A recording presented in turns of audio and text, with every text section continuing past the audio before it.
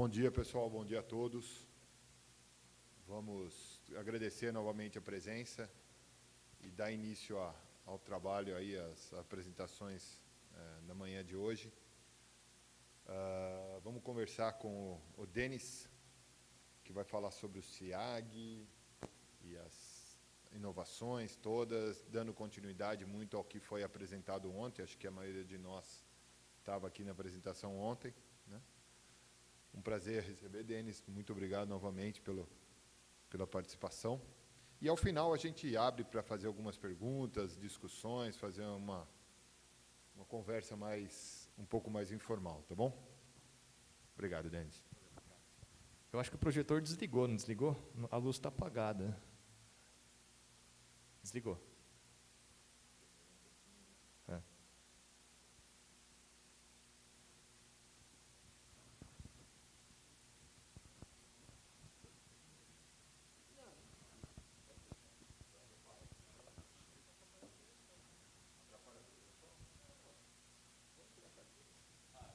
Ligou, acendeu a luz ali.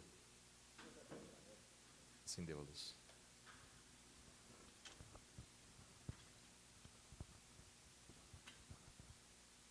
Alguém conhece um pouco de agricultura aqui ou é todo mundo de elétrico? Ah, você é o Thiago. Ah, beleza, Thiago. Alguém conhece agricultura um pouquinho? Conhece? Então, vamos lá. Oi? Ah, serve também, está valendo. Então, bom, meu nome é Denis, eu sou líder de projetos aqui no SIAG. SIAG é Centro de Inovação no Agronegócio, esse é o significado, né? Alguns devem ter me visto ontem. Ontem eu falei rapidamente sobre o que é o SIAG. Hoje eu vou falar um pouquinho com mais, vamos dizer, com um pouquinho mais de profundidade no assunto, né? O SIAG, então, ele nasce ali em 2015. Daqui a pouco eu vou continuar, né, mas eu vou falar o que é o SIAG, mas o SIAG nasce ali em 2015, com ata, estatuto, CNPJ, e assim vai. 16, 12 pessoas, 17, 21, e 18, 23. Essa semana, terça-feira, a gente contratou mais 2 pessoas lá no SIAG. Basicamente, essa é a nossa formação. A gente tem gente que está estudando ainda na faculdade. Nós temos alguns graduados já e 10 pós-graduados com aquelas formações formações não, com essas características aqui. A gente tem especialista, estudante de mestrado, mestrandos e PhDs. E esse é o time que está aí, que é o SIAG. Como é que nasceu o SIAG, né? O SIAG, ele é formado por... formado não, ele é sustentado basicamente por 3 instituições aí. A primeira é a Fundação Shunji Nishimura, ali, que dentro da fundação tem essas 3 escolas. Tem uma escola que é o outro símbolo aqui, que é do Shunji Nishimura aqui, que é de primeiro grau, primeiro e segundo grau, e depois tem 2 cursos técnicos aqui, que a gente chama de faculdades também, que é a FATEC e o SENAI, que estão dentro da Fundação Shunji Nishimura. Além disso, tem a Jato Agrícola, que provavelmente é a mais conhecida, né, que tem desde a colhedora de café aqui, pulverizador de grãos, adubadora e pulverizador de culturas perenes ali. A Jato, para vocês terem uma ideia, para quem não conhece, então, ela exporta para mais de 100 países, e desde colhedora de café, adubadora, pulverizadora, e tem uma linha também que cria produtos para agricultura de precisão, que é a parte mais de tecnologia, vamos falar assim, de hoje, que é a parte de piloto automático, guia por GPS, repetidor de operação. Tem algumas coisas que eu não vou entrar muito em detalhe aqui, mas se alguém quiser conhecer mais, eu consigo falar um pouquinho também. E o terceiro é o Grupo Jato em si. O Grupo Jato, ele na verdade, é o que mantém a Jato aqui grande, mas tem uma Jato pequenininha ali, que a gente tem um colega aqui, que é o Rodolfo, que é Small Farm também, por isso que é Jato Small Farm. Tem a Síntegra, que é a parte de Sintegra, na verdade, é uma derivada da Unipac, que mexe com plástico. Sintegra mexe com plástico na parte médica, cirúrgica, faz pino para fazer prótese e tal. É esse tipo de plástico que tem ali. Rodojato é uma unidade de transporte, de logística, que transporta não só as máquinas, essas máquinas que vocês estão vendo aqui, mas também outros produtos que é uma transportadora convencional. Jato Clean, que tem as lavadoras de alta pressão, que lavar quintal, lavar carro, esse tipo de coisa. E a Unipac, além de fazer as partes plásticas da Jato Agrícola, também faz peças automotivas também, que é uma linha grande deles, de desenvolvimento. Além disso, então, a Jato tem a fábrica, o grupo tem fábricas não só no Brasil, mas tem uma planta na Tailândia, na Argentina, e duas unidades comerciais nos Estados Unidos e no México.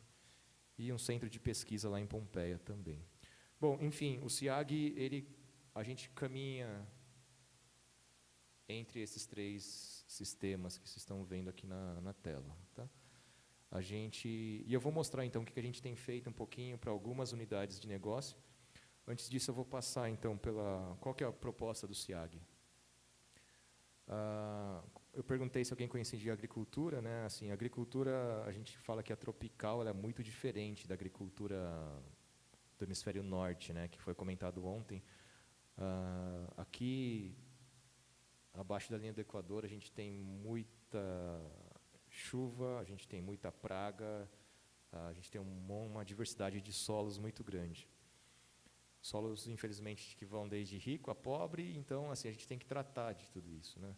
E para tratar de tudo isso, a gente está tentando fazer isso que está escrito aqui, né? Oferecer solução colaborativa, integrada, e na parte de baixo, prover um ambiente de experimentação colaborativo que congrega atores do agronegócio e parceiros tecnológicos para desenvolvimento de solução com integração em novas tecnologias, coletando dados, compartilhando conhecimento, circulando informação e conectando sistemas, né? Principalmente para a gente trabalhar, a gente está trabalhando bastante nessas questões de análise preditiva e prescritiva, que são as nossas linhas de pesquisa. Ainda uma parte introdutória aqui, não é para ler esse negócio mesmo, mas esse é um landscape, que não sei se alguém já viu essa imagem, de 2018, do assunto Big Data. Né? A gente vê um monte de empresa aqui dentro, que provavelmente vocês conheçam, então, alguns ícones que estão aqui, tem alguns bem conhecidos aí, né? Estou vendo a Amazon aqui, Intel, grupo de, vamos dizer, de softwares de empresas relacionadas à infraestrutura. Mesma coisa para Analytics, mesma coisa para Enterprise, mesma coisa para indústria. Tem os data source aqui, as APIs que vai desde celular até os wearables aqui que a gente tem, mais resource, mais fontes de dados, e vocês viram que eu pulei duas partes aqui. Esse grupo amarelo aqui, a gente tem empresas bem grandes, Amazon, Google, Microsoft, IBM, SAP, etc. A gente tem visto a nossa análise dentro do SIAG que o que essas empresas têm feito com bastante frequência é agrupar funções aqui de infraestrutura, de analytics, de aplicações de diferentes fontes aqui, criando o sistema e oferecendo uma solução que seja para ERP, que seja para CRM, e oferece isso para as empresas. Né? Então, esses caras aqui, a gente entende que eles acabam agrupando, comprando muitas empresas daqui de cima e criando produtos aqui, nessa linha aqui, que são que a gente está falando aqui de Cross Application Analytics, né? Que basicamente é cruzar todas essas funções que estão aqui em cima. O SIAG acredita, isso depende do requisito que é colocado. Com certeza é melhor a gente usar uma IBM ou usar uma SAP para fazer controle de ERP, por exemplo, dentro de uma empresa. Então a gente defende, de repente, que não, é melhor você ficar com esses caras. Só que existe um grupo verde aqui, que são os open source. Ontem, eu não sei se tem alguém da Red Hat aqui, mas gente acredita bastante, é nisso que o SIAG tem trabalhado, como ferramenta para desenvolvimento de soluções. A gente não tem ambição de entrar aqui dentro, mas a gente tem desejo de colocar soluções específicas para a agricultura, como eu falei anteriormente. E como que o SIAG tem caminhado, então? O SIAG tem experimentado várias dessas tecnologias que estão aqui dentro, e criado produtos para a agricultura. Eu vou entrar, então, em algumas coisas que o SIAG tem feito, então.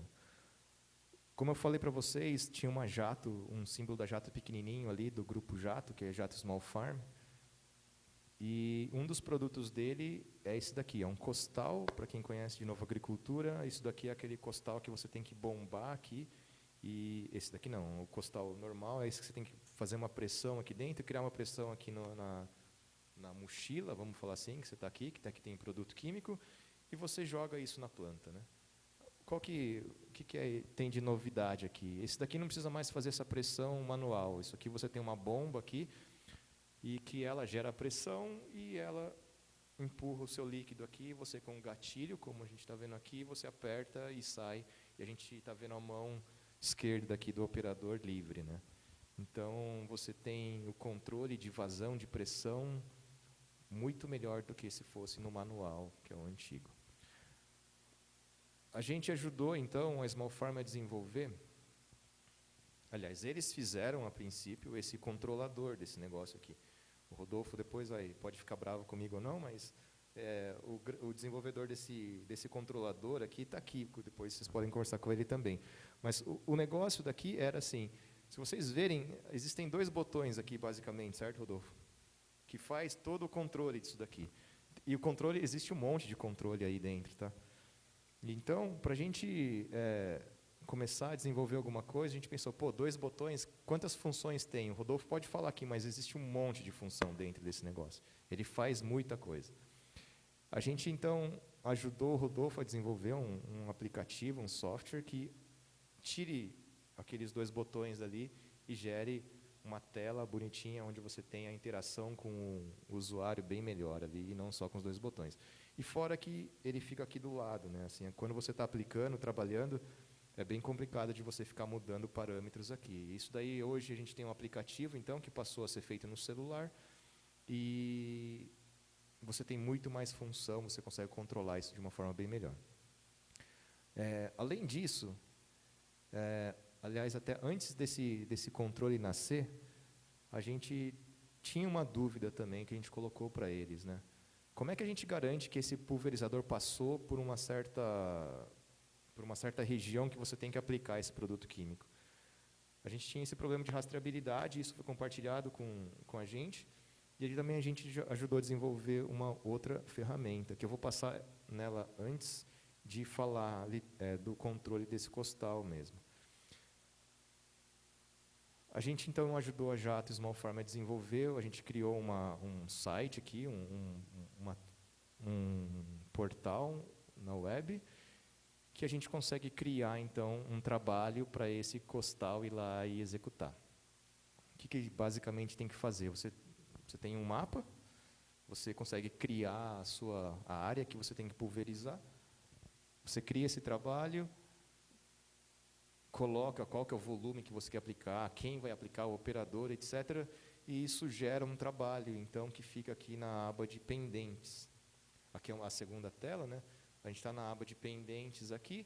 A partir do momento que você consegue gerar esse trabalho cai no celular, no aplicativo do operador, e quando ele inicia, as tarefas ficam aqui como que estão sendo executadas. E aqui quando for finalizada a tarefa. Quando estiver executando, o chefe, o gerente, por exemplo, ele consegue saber onde é que esse costal está andando, porque ele está usando de novo o celular, e você consegue ter certeza que a pessoa está indo lá com o costal. Essas cores que estão aqui é um mapa de velocidade, que você consegue saber como é que a pessoa está andando no meio do talhão, da área que foi determinada para ser pulverizada. Por que é importante saber a velocidade? Imagina que vocês viram na foto ali, se esse cara estiver andando correndo ou andando, a velocidade que ele vai aplicando, a quantidade de produto que vai cair é diferente. Então, é importante a gente saber a velocidade. E daí, como eu falei anteriormente, aqueles 2 botões que existem lá no costal virou essas... Aqui tem várias telas, né?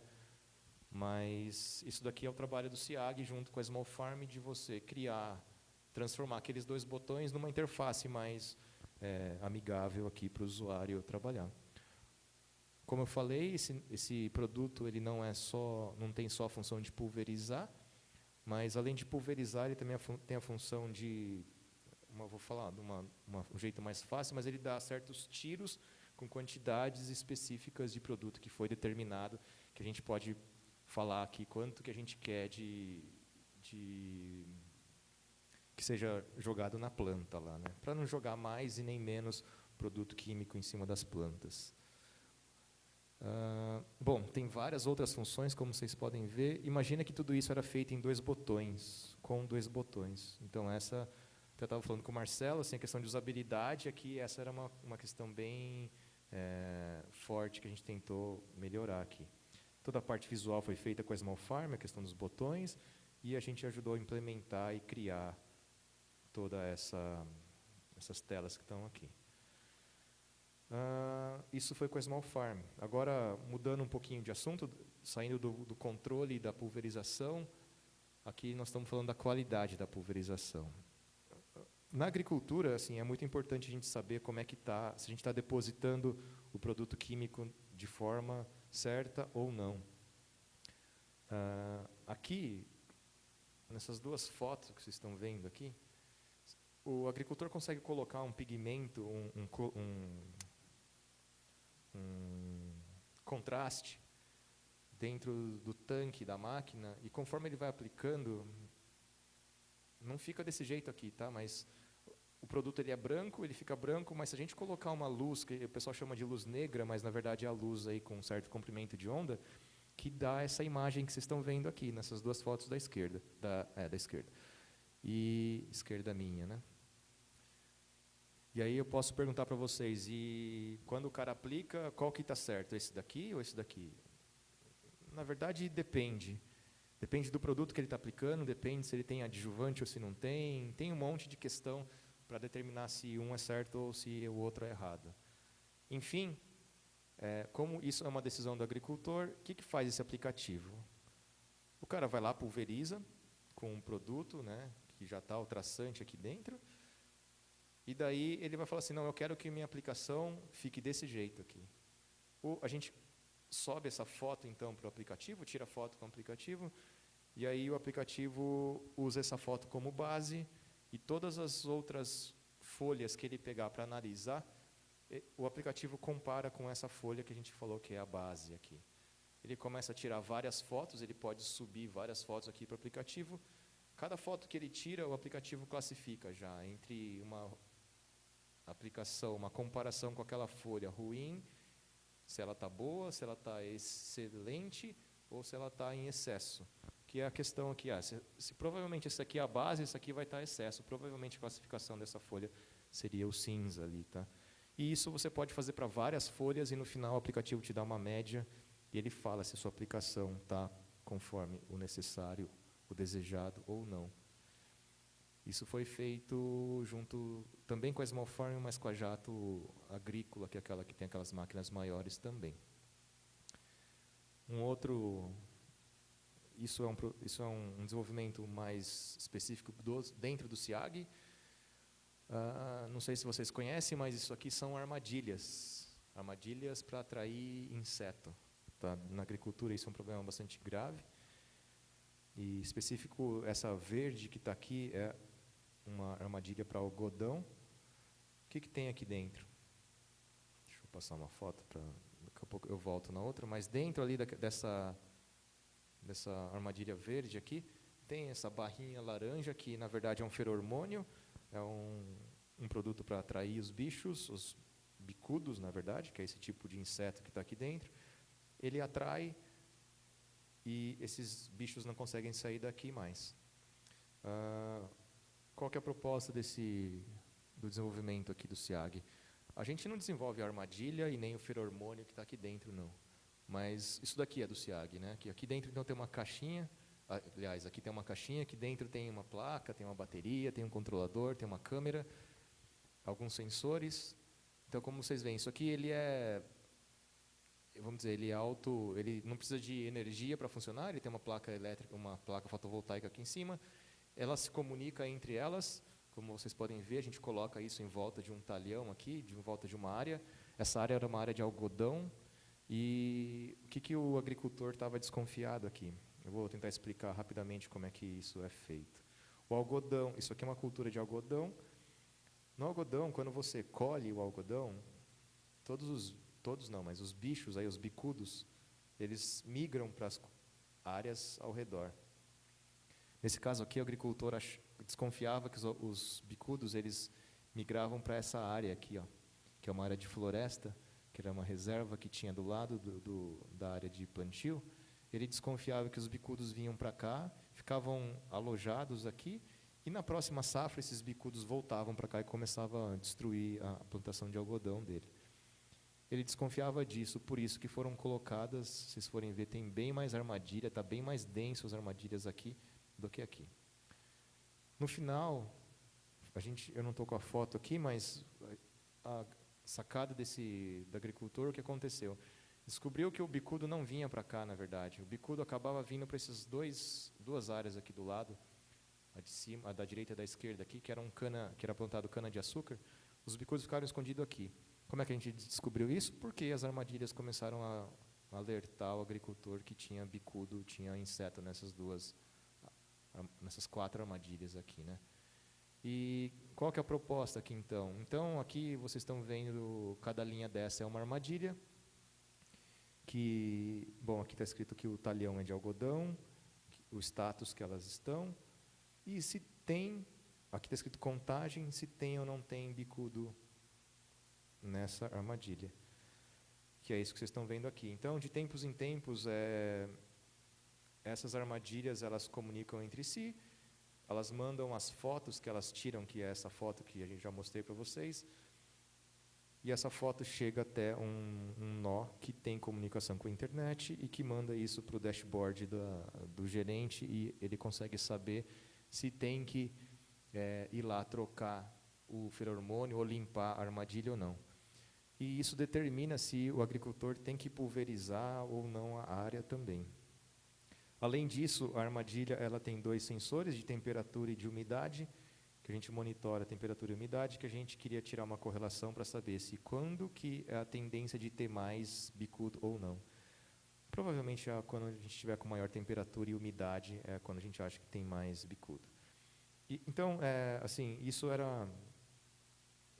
A gente estava tentando tirar a necessidade de ter uma pessoa caminhando em todas as armadilhas todos os dias, que isso é feito normalmente na agricultura, tá? Então a gente ganharia bastante tempo com isso. Testou, a gente fez esse experimento, a gente fez um outro experimento bem maior no Mato Grosso, e foram bem bacanas os resultados. Saindo um pouquinho da agricultura só, isso aqui são aquelas 2 linhas que eu falei para vocês, tanto de prescritivo, a parte de analytics, a parte de big data. Vocês devem conhecer o Watson, né, da IBM. A gente, da mesma forma que o Watson coleta um monte de informação, a gente também está trabalhando isso na agricultura. A gente achou um nome, a gente queria chamar de Nelson, mas Nelson ficou meio chique ainda, a gente falou, então vamos chamar de Nerso. É bem caipira, e daí, depois disso, a gente acabou criando o significado do Nerso, aí que vocês estão vendo que a gente chama de um organizador de informações aí, né? E que tipo de informação? Né? Informações desse grupo que vocês estão vendo aqui, tá? De notícias, informações de pessoas, imagens, patentes e etc. A gente pode coletar um monte de informação. Para fazer essa coleta, a gente tem lá no SIAG vários robôs coletando informações desse tipo que vocês estão vendo aqui, que vai desde clima, o próprio equipamento agrícola, solo, planta, o dado da máquina de pulverização, dado de colheita, commodity, e etc. A gente tem bastante robô, eu vou mostrar um pouquinho dos robôs que a gente tem lá, as informações que a gente está coletando também. E isso a gente chama, então, os nossos dados que estão dentro do nosso banco de dados, que eu vou mostrar também daqui a pouquinho. O que é o NERSO, então? Né? Eu vou mostrar. O NERSO usa essas ferramentas que vocês estão vendo, vocês devem saber mais que eu. E eu vou dar um exemplo aqui, que eu falei que a gente está saindo de agricultura, eu vou entrar um pouco na parte de patentes, a parte jurídica, legal aqui. Lá na Jato, tinha uma pessoa que ficava, para quem sabe aqui, toda semana o INPE, ele publica lá a revista de patentes, e a Jato publica algumas coisas, tem algumas patentes, mas não só isso, né? Eu trabalhei na Jato há bastante tempo e um dos trabalhos a gente fica analisando o que o concorrente está publicando também, o que o concorrente está pensando em fazer. Tinha uma pessoa, então, lá no jurídico que ficava folheando essa revista toda semana para analisar, para saber quem que está publicando o quê e se ninguém está colocando nada parecido com o que a gente está fazendo, ou se ninguém citou nossa patente, se a gente está deixando de pagar, se tem alguma patente caducando ou não. Enfim, isso era um trabalho bem árduo. Ela passava depende da revista, 5, 8 mil patentes por semana que eles publicam. Só que também tem patente desde brinquedo que a Estrela vai lançar até o celular que a Apple vai lançar também, né? Então, ela folheava tudo, ela selecionava, pegava uma caneta de destaca-texto e ficava destacando todas as patentes. Ela dava um Ctrl+C depois nesse negócio, ela tinha esse digital também, gerava um documento, e esse documento passava por todos os departamentos da empresa para que os engenheiros, os gerentes selecionassem as patentes que realmente são interessantes, e ela depois pegava esse relatório de volta, ela coletava todas essas patentes e realmente entregava na mão do engenheiro para saber, não, o nosso concorrente está falando isso, está fazendo aquilo. E isso demorava, às vezes, acumulava meses e meses lá para ela fazer esse trabalho. Qual que era o trabalho, então, aqui do NERSO que eu falei para vocês? Né? A gente criamos um robô, toda terça-feira, quando o INPE publica a revista, o robô vai lá, pega essa revista e traz para dentro do nosso data lake, que eu vou mostrar o que é aqui. A gente traz isso para o nosso banco de dados, a gente gerou um algoritmo já baseado naquelas revistas, nos algoritmos, nos relatórios que ela mesma criava, essa pessoa criava. A gente ensinou, a gente chama um nercinho a fazer essa seleção. Hoje, toda terça-feira, quando o INPE publica a revista, por volta das entre 3 e 5 horas da manhã, o nosso robô vai lá, busca essa revista de patente, ele faz toda a avaliação das patentes. 8 horas, quando a Márcia chega lá, que é o nome da pessoa que fazia isso, a Márcia chega lá, essa revista já está toda lida e selecionada um grupo de patentes, não mais as 8 mil, 5 mil patentes que ela tinha que analisar toda semana, mas por volta de 200 a 300 patentes que ela fica para analisar, e ela ganhou um tempo muito grande com isso. Para vocês verem qual que é o trabalho dela, ela lê aqui o título da patente, e ela clica realmente, se essa patente não for interessante, ela não precisa fazer nada, mas de repente essa patente aqui é interessante, ela pega e clica em interessante, essa informação vai para dentro do nosso treinamento de novo. A próxima vez que lê alguma coisa, o nercinho lá, lê alguma coisa de folha de vidro curva, ele vai passar a entender que esse assunto é interessante e vai começar a coletar as patentes relacionadas a esse assunto. Antes disso, se ela quiser ler mais sobre a patente, ela pode clicar aqui no mais detalhes aí, e ela vai ter mais informação da patente também, para ter certeza que esse assunto é pertinente ou não. Aqui ela tem um resumo das últimas revistas, se ela quiser ver as últimas patentes dessa revista aqui, no número da revista, da 2463, por exemplo, até a 70. Essas são as últimas revistas que foram lidas, por exemplo, essa apresentação está desatualizada, mas até o mês de maio, né?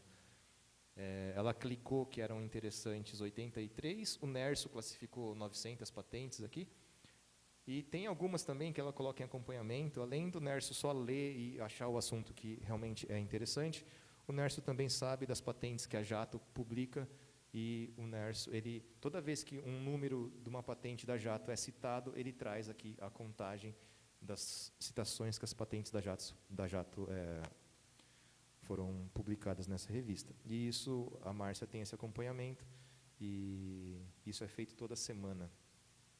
Tirou um trabalhão dela, hoje ela consegue fazer com muito mais precisão o trabalho que ela fazia.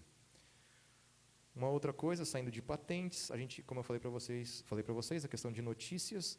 Aqui vocês estão vendo alguns gráficos, eu vou me focar um pouquinho mais nessa parte aqui.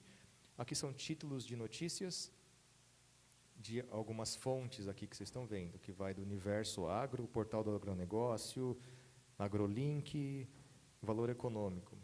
Tem alguns sites que a gente vai lá, busca a notícia também, traz para dentro do nosso banco de dados, e a gente classifica ela como positiva, depois da porteira e a região que aquela notícia menciona. Isso também a gente treinou um robô para fazer isso.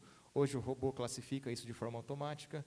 Toda vez que alguma notícia é publicada e a gente traz ela para dentro do nosso banco de dados, ela é classificada dessa forma. Qual que era o intuito disso daqui? A gente saber o sentimento do agricultor.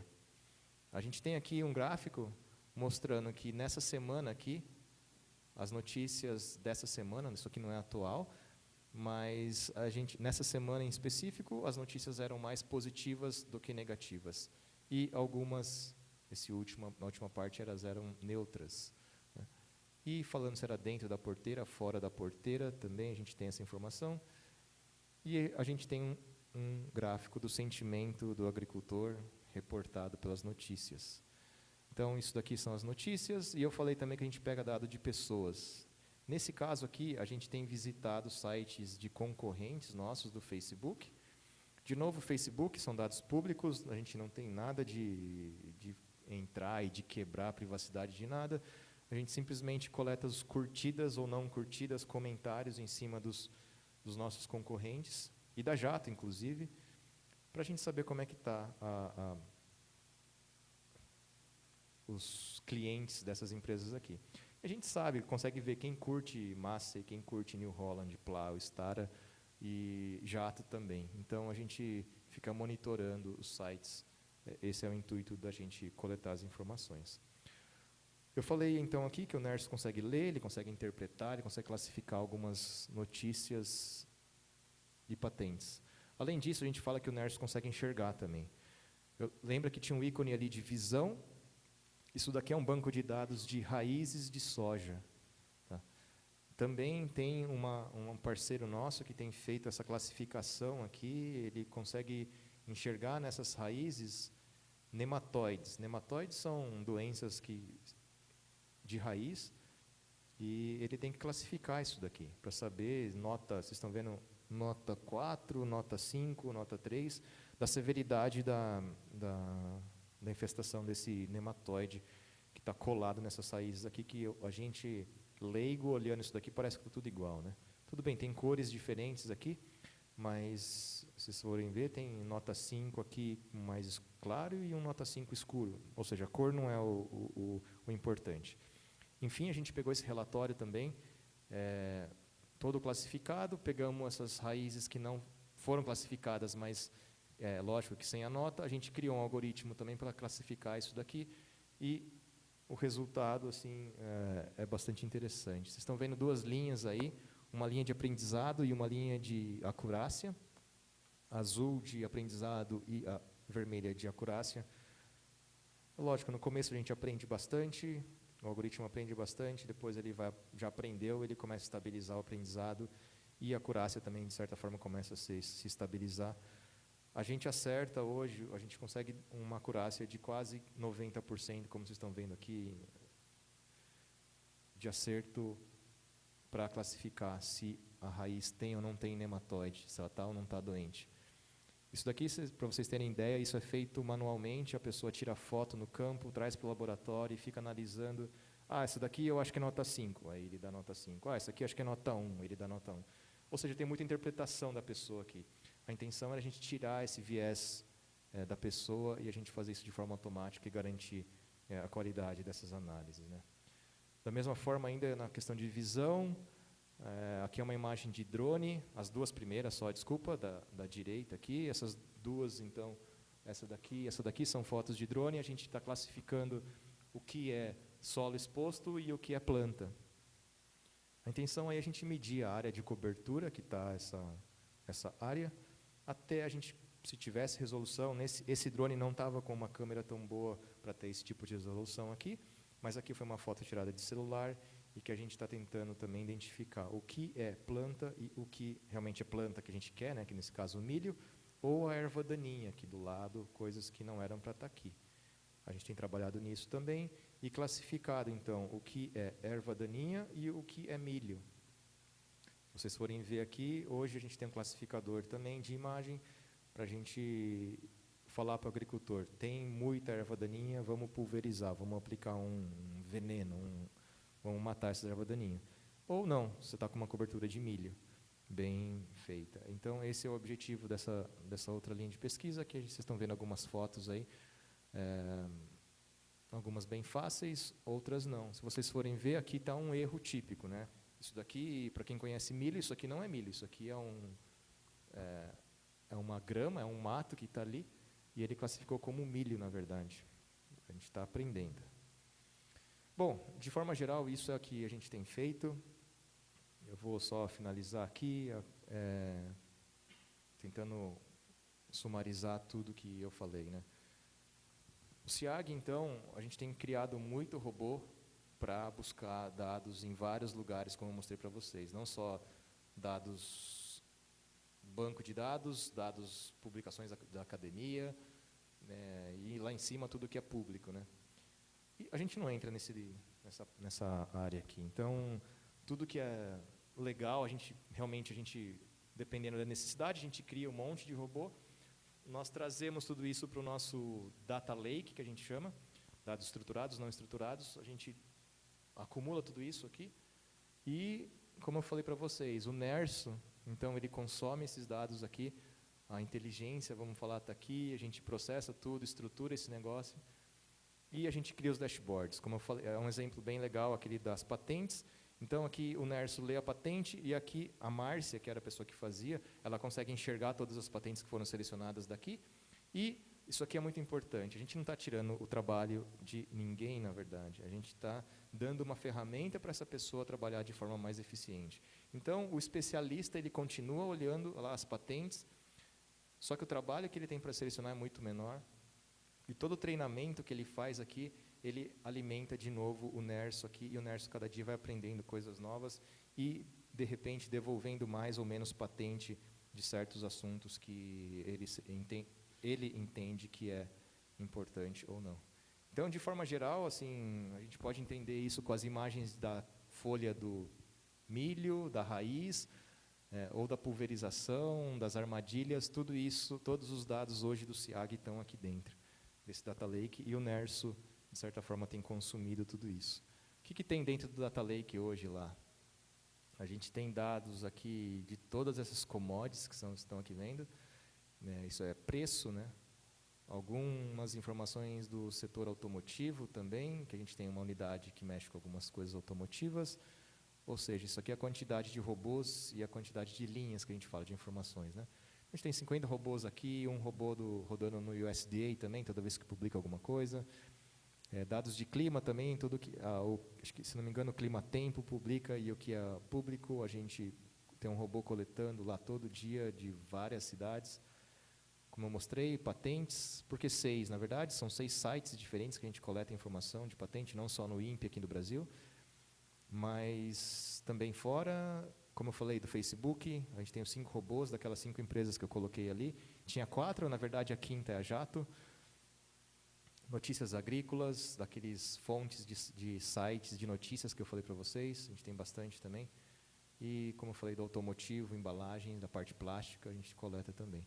E aqui é um dashboard dos nossos robôs que, quando tem essa nuvenzinha aqui, isso aqui está numa tela de TV nossa lá no SIAG, que toda vez que ficou essa nuvenzinha aqui, a gente tem que levantar e falar com o carinha da programação, pô, esse robô parou de rodar. O que aconteceu? E ele tem que ir lá e checar o que está acontecendo com essa informação aqui, que ela não veio, né? Que mais? E tudo isso é mostrado, então, a gente pode criar esses dashboards aqui, não sei se vocês conhecem essa ferramenta, ela chama Metabase. Isso daqui também é uma forma de consumir o dado do Data Lake que a gente tem no SIAG. A gente pode criar vários gráficos consumindo o dado que está lá dentro do nosso Data Lake.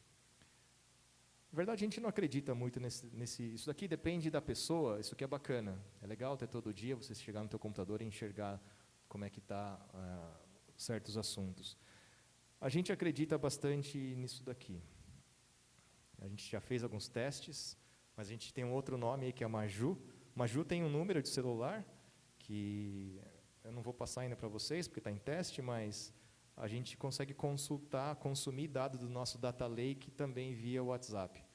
A gente tem um robô lá que tem um número de celular, que é a Maju, e que a gente pode fazer perguntas desse tipo que vocês estão vendo aqui do lado direito, né?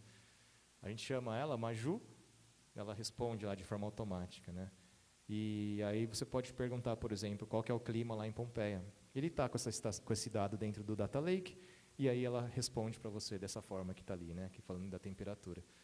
Não só temperatura, também como eu mostrei, a gente tem cotação da soja, a gente tem cotação do dólar, a gente pode perguntar um monte de coisa para ela que a gente tem a resposta.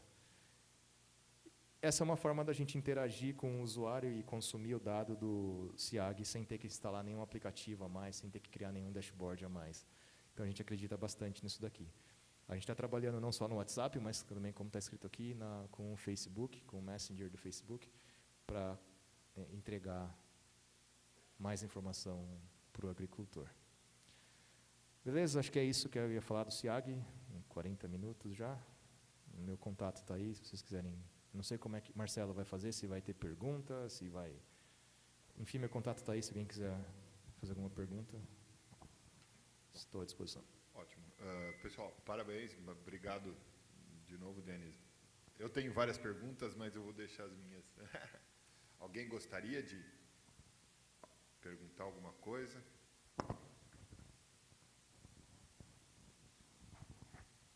Boa noite, bom dia, né?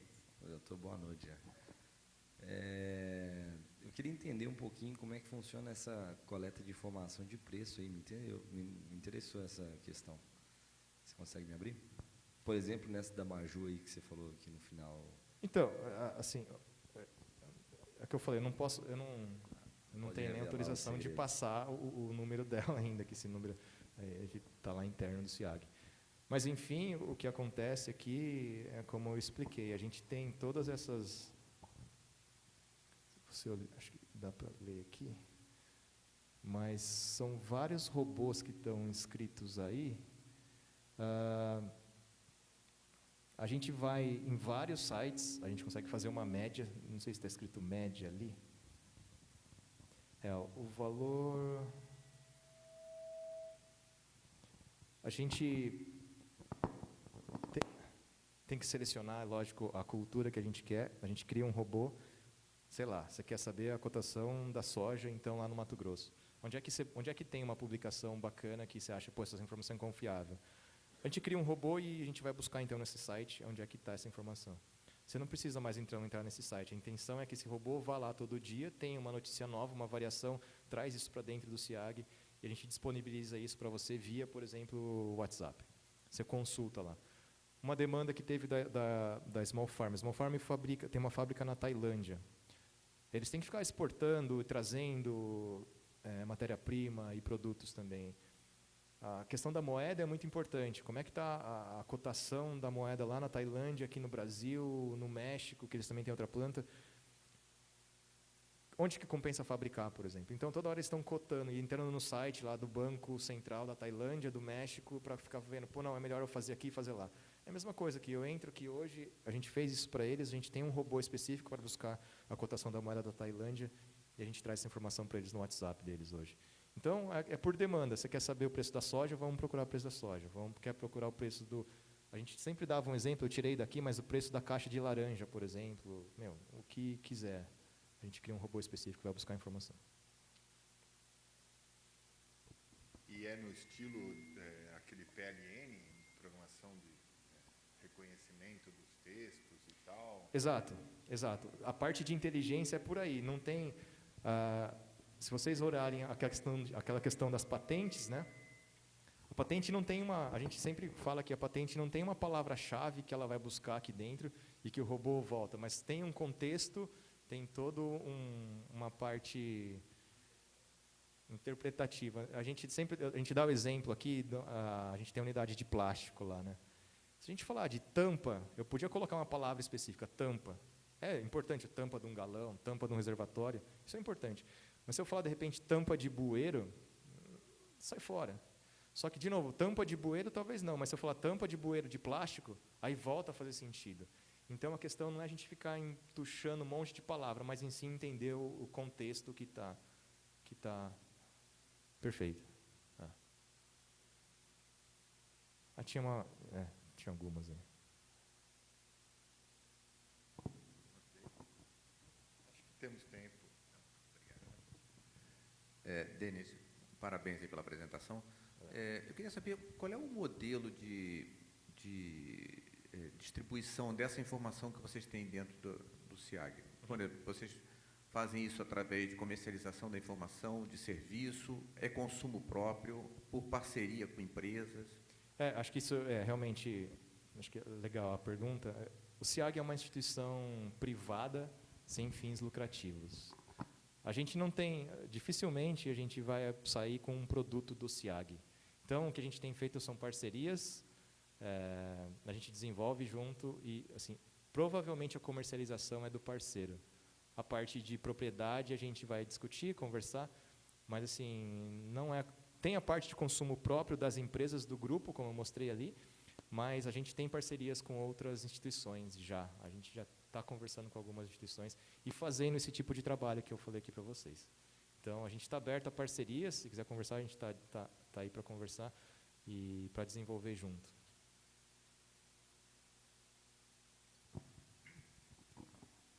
Parabéns pela apresentação também.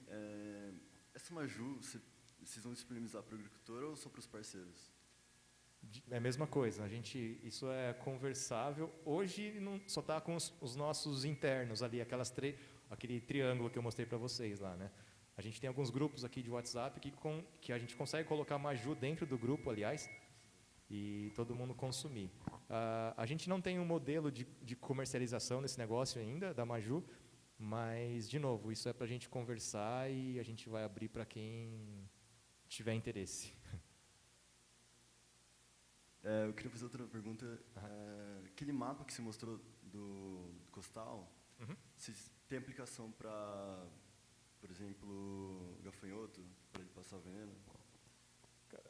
Assim, acho que não sei, isso daí depende da utilização. Assim, isso daí você pode usar para qualquer coisa, na verdade. Para você ter ideia, isso daqui... Opa, eu troquei, não é esse slide, né? Mas a ideia, uma das ideias desse negócio aqui, vou dar uma desvirtuada total aqui. Lembra daquela época do Zika, do pernilongo lá? Essa era uma intenção aqui. A prefeitura podia usar isso daqui, assim, a prefeitura podia marcar zonas onde ela tinha que mandar os seus agentes de combate e criar essas áreas aqui, e para ter garantia que o cara foi lá ou não, ela podia usar esse tipo de aplicativo aqui. Então, assim, cara, usar para gafanhoto, para tomate, que é onde se usa muito, a aplicação... Pra você ter ideia, eu usava isso aqui para cortar grama em casa. Tá? Eu fazia o mapa, eu tinha uma área razoável de grama, eu criava o meu contorno aqui, eu ligava o meu celular e saía cortando a grama. Eu sabia onde eu tinha cortado, onde eu não tinha, que velocidade que eu cortei, para você ter ideia. Cara, isso aqui a imaginação é... Internet, GPS? Não, você baixou uma vez, o GPS você precisa. Mas uma vez que o mapa está ali, você faz tudo offline. Tá. Deixa eu só, antes eu queria aproveitar o gancho que é desse tema. A gente, quando faz o monitoramento de biodiversidade, existem alguns algoritmos para você colocar as armadilhas em áreas específicas, para ter uma cobertura, né? Tem algum estudo nesse sentido, entendeu? Vamos imaginar uma plantação de tantos hectares, o ideal é que você tenha um tanto de quantidade de armadilhas em tais posições, ou vai do feeling do... Não, assim, o fabricante da armadilha tem toda a parte de agronomia inclusa nisso, né? Assim, tudo isso realmente existe, a distância que você tem que colocar. Por que não coloca, por exemplo, a armadilha no meio da área? Tem um estudo em cima disso, realmente, para saber aonde, a distância entre elas aqui. Tudo isso tem estudo, sim, Marcelo. Isso, isso aqui. Isso, então,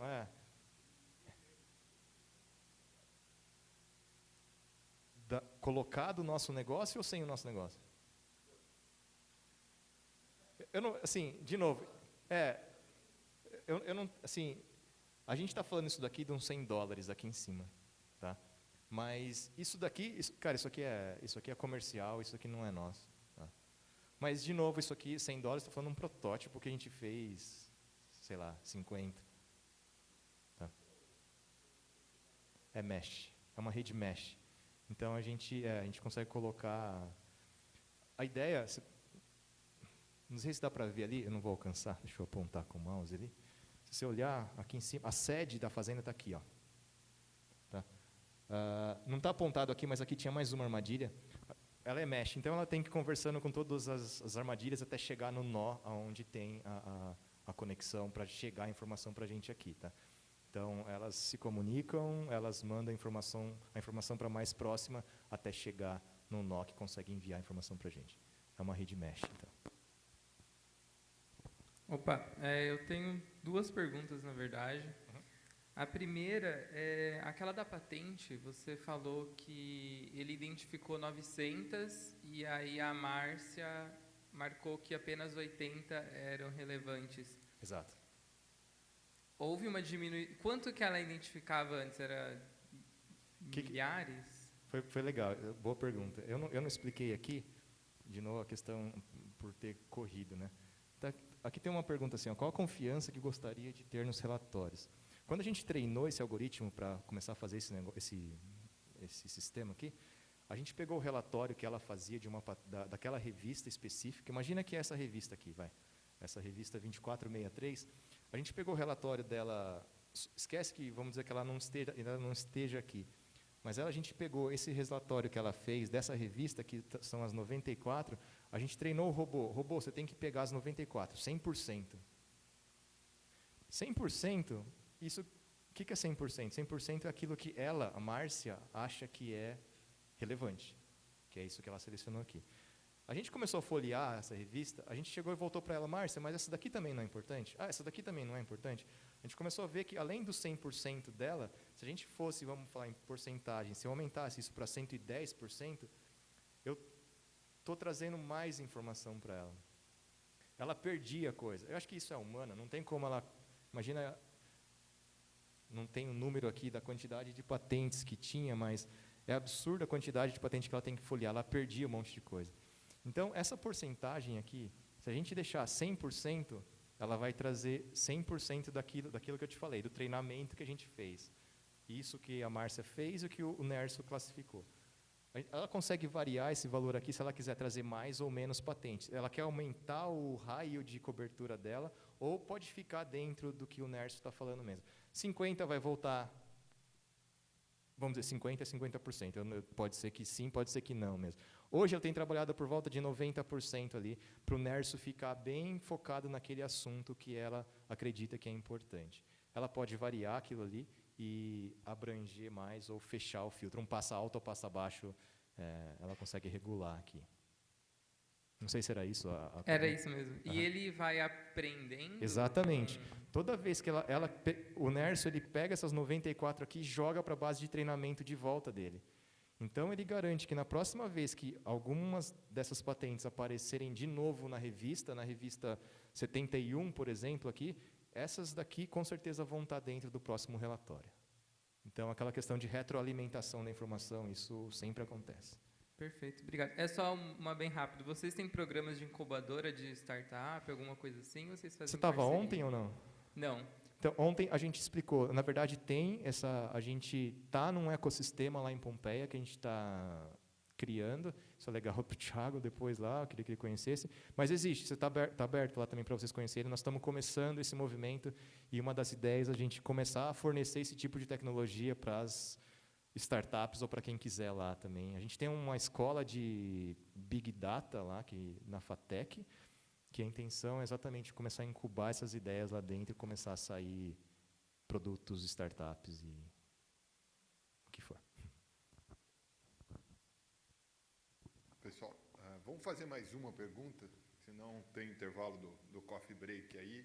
Aí acho que o Denis vai estar aí, quem quiser, né, vou te deixar, pode contactá-lo. Mudando um pouquinho a pergunta da programação, mas para o lado do agricultor. Certo. quanto ele aceita isso, quanto ele é cético, porque isso é extremamente importante. Se o cara não aceita, tudo isso morre, né? Perfeito. Eu trabalhei na Jato durante 8 anos.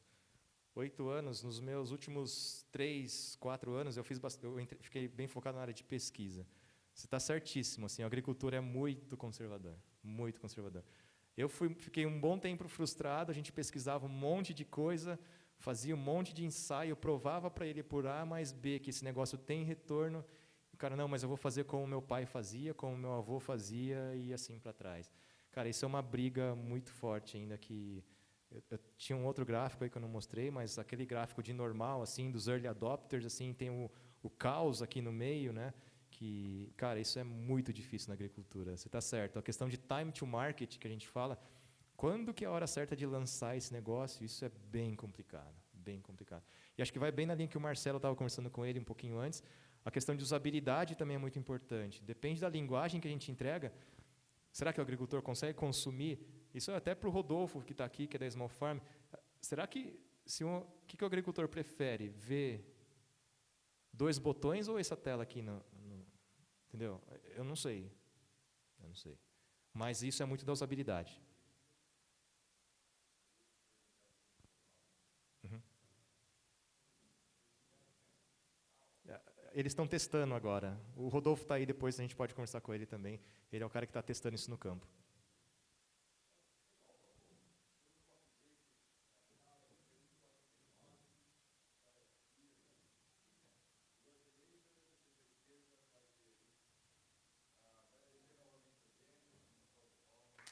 Valeu, obrigado, Marcelo.